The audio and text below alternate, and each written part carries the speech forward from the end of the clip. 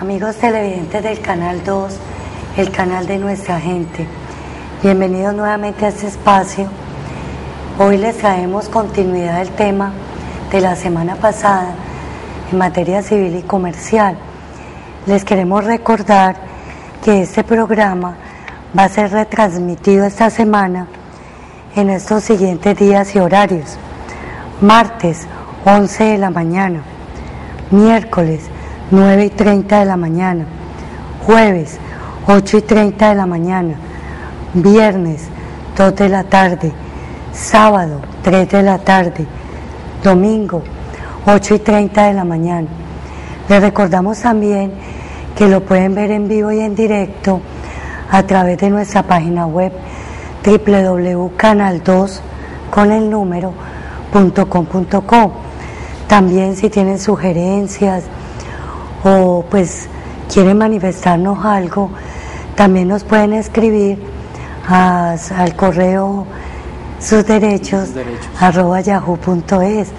También en el Twitter nos pueden seguir.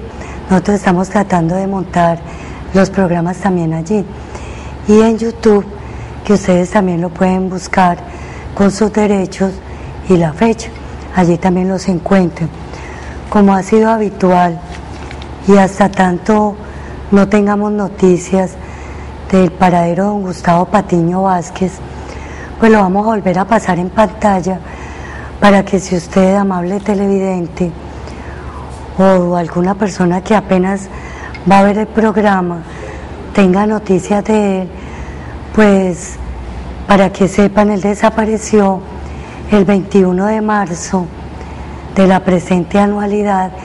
Salió de su casa en el municipio de Cartago Valle, 21 de marzo de 2012, y hasta la fecha pues no se sabe nada. Su familia y nosotros, sus amigos, no sabemos si vive, si algún grupo lo tiene retenido, si ha fallecido.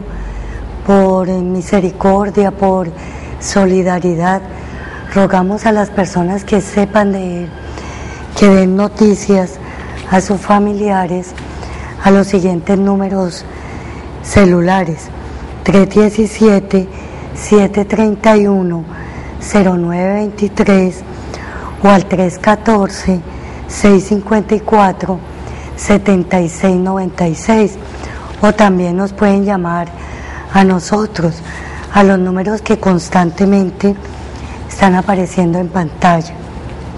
Bueno, amables televidentes, ya dejando a un lado esta noticia triste, pues le vamos a dar continuidad a nuestro tema. Para eso hago la presentación.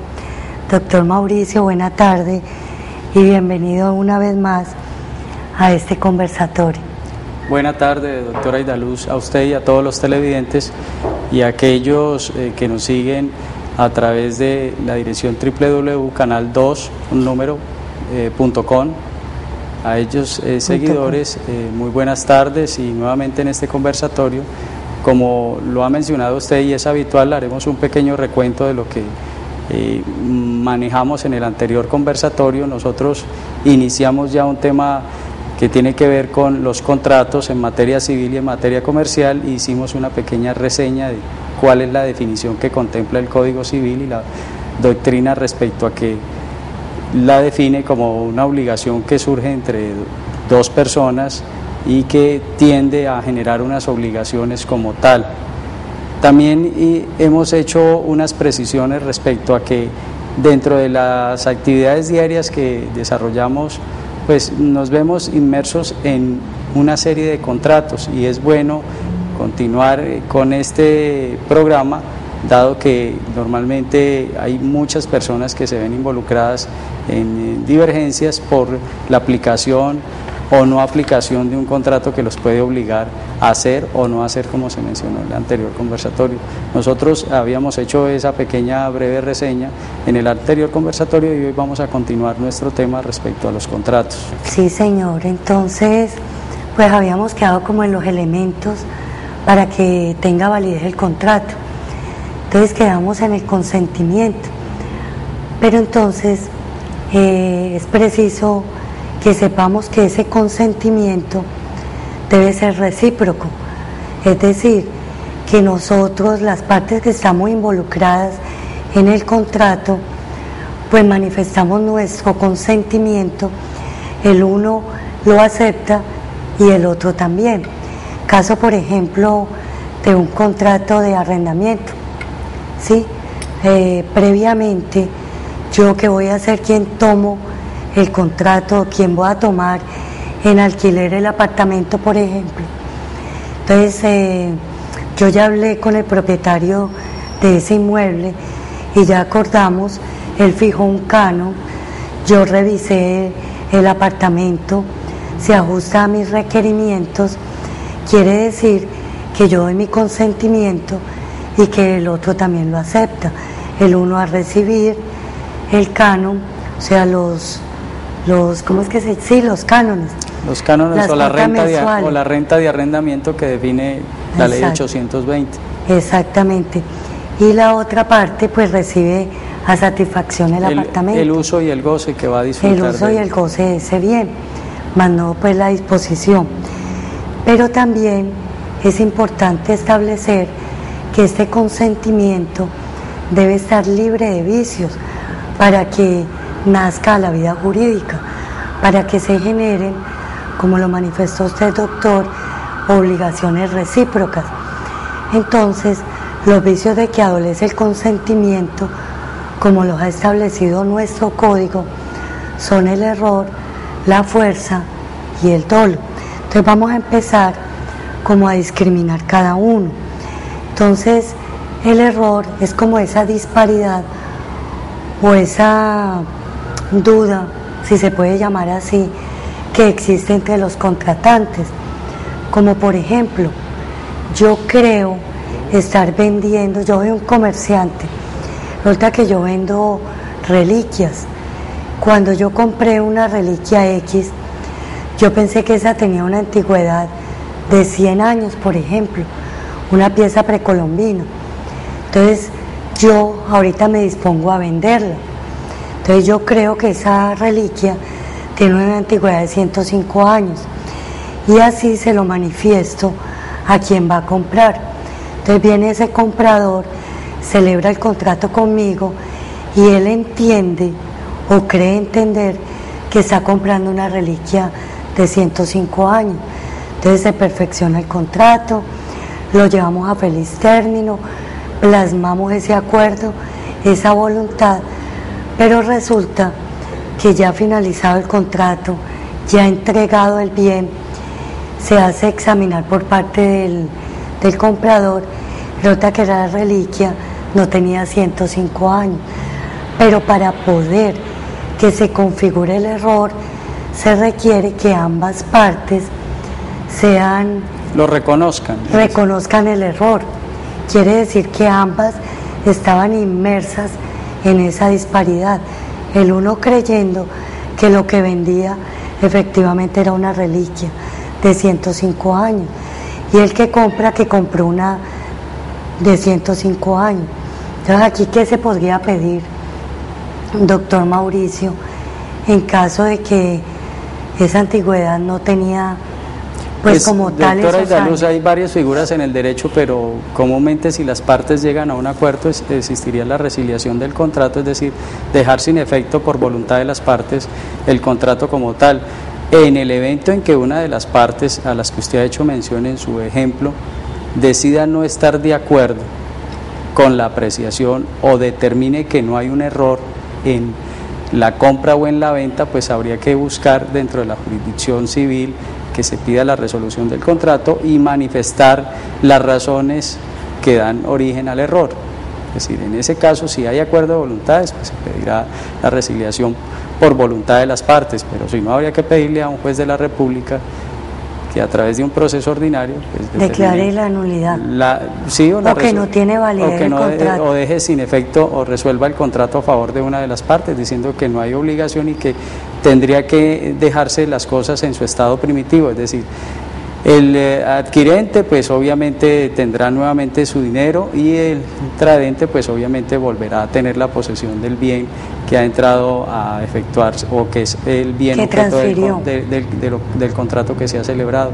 Esa sería una de las circunstancias que se pueden generar dentro de lo que estamos haciendo manifestación respecto al error que puede ocurrir en la celebración de un contrato, bien sea civil o mercantil, ¿no? Porque también esas circunstancias se dan y más el tópico que usted está utilizando como ejemplo, doctora Aidaluz, pues tiene que ver con un tipo de contrato mercantil. Claro, también hay error en el objeto mismo del contrato, cuando por ejemplo las partes tienen en mente cosas distintas, que es diferente al que mencionamos. Entonces, por ejemplo, yo le voy a vender un apartamento a Pedrito Pérez, o yo tengo una inmobiliaria, yo vendo propiedad raíz. En mi mente yo tengo concebido que lo que le voy a vender es el apartamento 105, y así cuando yo hablo con él, le hablo de las características del apartamento 105, pero resulta que Pedrito, el comprador, cree que yo lo que le voy a vender es el apartamento 101. O sea, en la mente de nosotros hay una equivocación, hay un error. Entonces, yo también allí puedo ante un juez de la República solicitar que se rescinda ese contrato. También pues yo pienso que hoy por hoy, que hablamos tanto de la conciliación, pues no necesariamente tenga que llegar a una demanda. ¿Estamos de acuerdo? Claro, doctora Aidaluz, ese es uno de los mecanismos alternativos de la solución de conflictos que requiere nuestra sociedad para que obviamente quien administra justicia no se llene de una cantidad de procesos que muchas veces pueden terminar en conciliaciones o en no beneficios para las partes y pueden llegar a de común acuerdo o ante un conciliador a dejar sin efectos el contrato que han celebrado, y eso es válido en nuestra legislación actual y muy favorable para evitar, como lo hemos mencionado, pues obviamente las jurisdicciones se congestionen y generen tanto traumatismos y los procesos tengan tanto tiempo que pasar para ser resueltos por un juez de la República. Sí, eso es cierto. También dentro de esos errores, también hay error sobre la causa. Entonces, ahí el Código Civil, en el artículo 1524, ha establecido que tiene que haber una causa real y justa.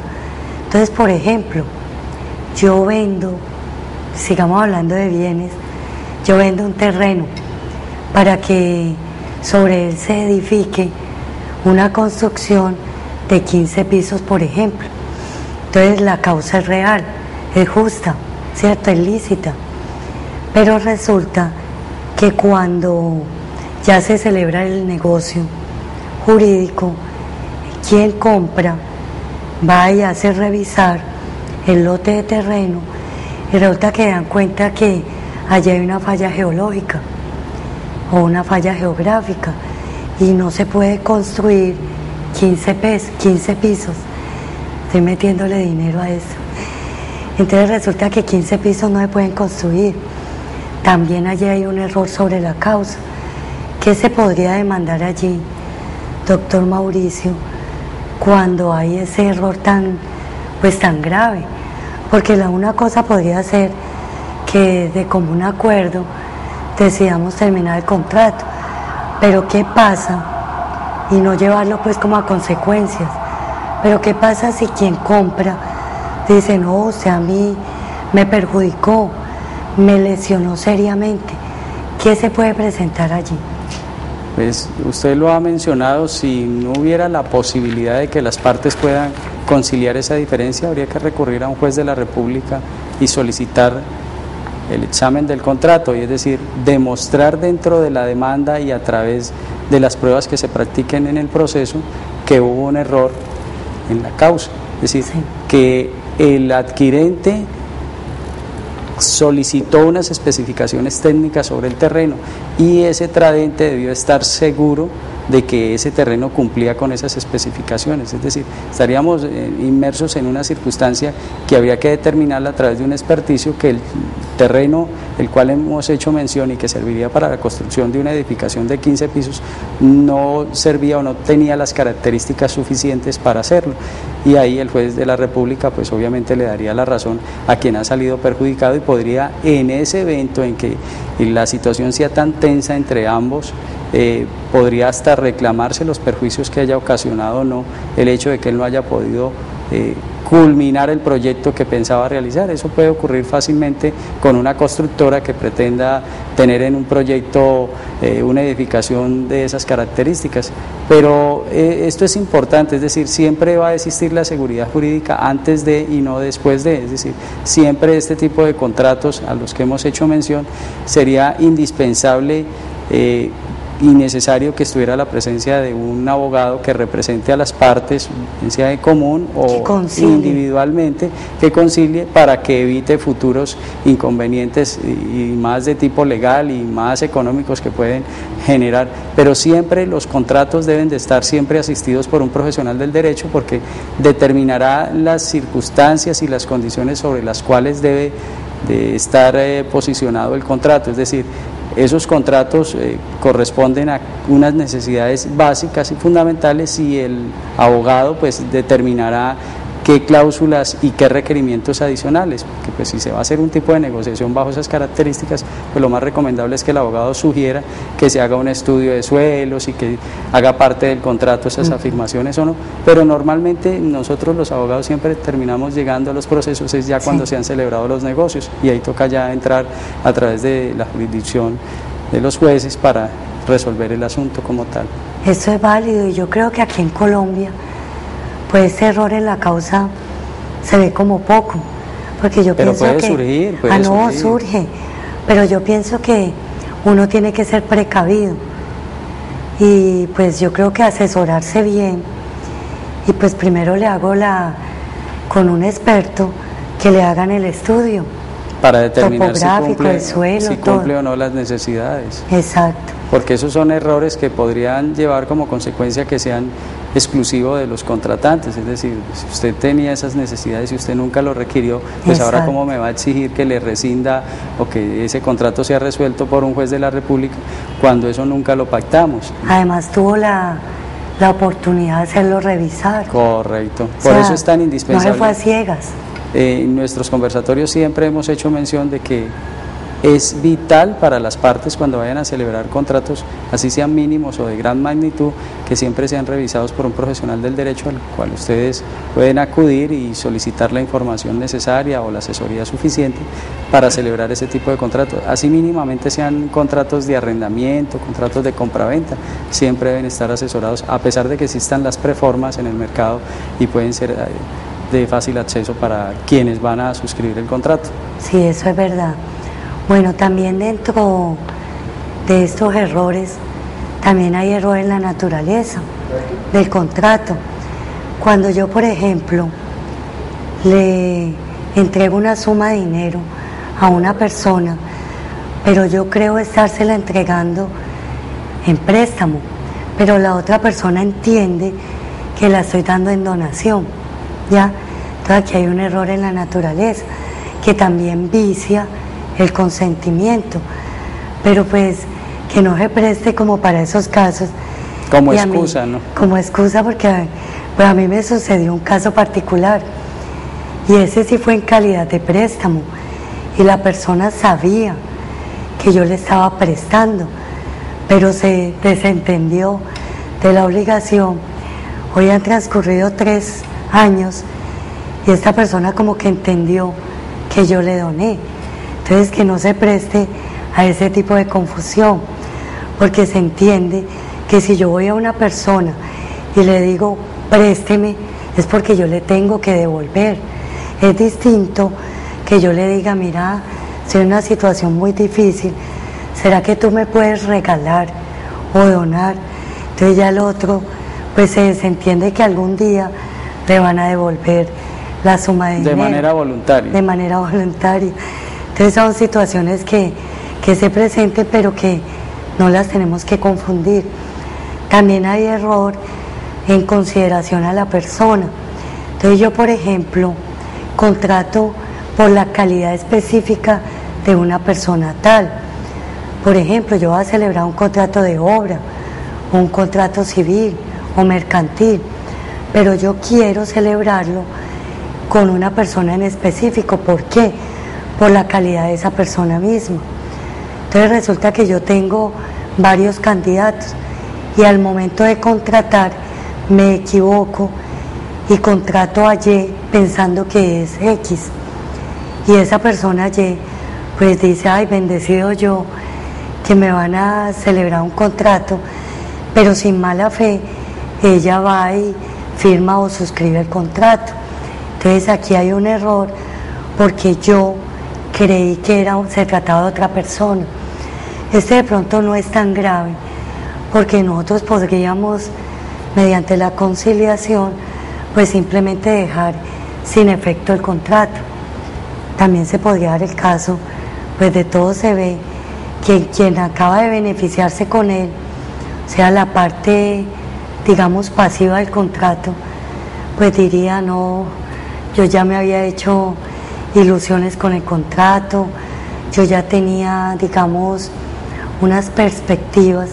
Entonces, en este caso, pues creo yo, doctor, que aquí también se podría solicitar la intervención de un abogado conciliador para que dirima la situación, pero muchas veces sin necesidad de recurrir a ese abogado conciliador, las partes, si tienen buen ánimo de resolver ese pequeño inconveniente. Pero en el evento que el otro no quiere. Ya en el momento ya que decida unilateralmente pues el beneficiario de no acceder a resolverlo, tendrá que hacerlo a través de los medios alternativos que tiene la conciliación, y si no, por ende, pues ya solicitar a un juez que deje sin efecto el contrato. Y eso se presta para las empresas o las personas naturales que contratan para ciertas especialidades en particular y solicitan unas calidades específicas, o alguien para que realice una obra de arte o una obra en particular, y quien termina o quien va a ejecutar el contrato pues no es la persona idónea y con las características que se requería. Entonces ahí habría la diferencia entre los contratantes respecto a que se pretendía contratar a una persona que fuera por lo menos un escultor y este va a ser un pintor, y entonces no va a cumplirse con el objeto preciso que se ha establecido en el contrato, y sería más o menos la circunstancia acuñable a este modelo que estamos haciendo mención en cuanto a esos errores que puede tener los contratos, y más en el consentimiento, ¿no? Que obedece a esa exteriorización que tienen las personas para manifestar, mire, yo pretendo hacer esto, y termina descontratando otra cosa distinta o degenerando el contrato. Por eso siempre en el anterior compensatorio hicimos mención de dos elementos fundamentales del contrato: los requisitos, es decir, el esquema básico del contrato que requiere para que sea un contrato, y el otro que por su naturaleza, por lo que se pretende contratar, pues obviamente le da la especialidad como tal y no se degenera en otro, porque pretenda uno contratar una cosa y termine recibiendo contratando otra. O recibiendo otra. Bueno, entonces, dentro de esos vicios del consentimiento, dentro de esos vicios del contrato, seguimos mencionando otros. Vamos a hablar de la fuerza. Pero como hoy el tiempo al aire se nos ha terminado, el próximo 24 de diciembre, Dios mediante, si salimos a grabar, pues le daremos continuidad y tocaremos el tema de este error, que es el segundo de los vicios del consentimiento, que es la fuerza. Amables televidentes, muchas gracias por su sintonía, a nuestros colegas amigos que permanentemente están viendo nuestro programa y que nos escriben mensajes muy alentadores, muy de construcción, gratificantes, pues les damos las gracias y los invitamos a que sigan acompañándonos para que este programa pues, pueda seguir saliendo al aire. Dios los bendiga y hasta una próxima oportunidad. Doctor Mauricio, hasta pronto. Muchas gracias, doctora Idaluz, a los televidentes que han observado este conversatorio. Hasta la próxima oportunidad.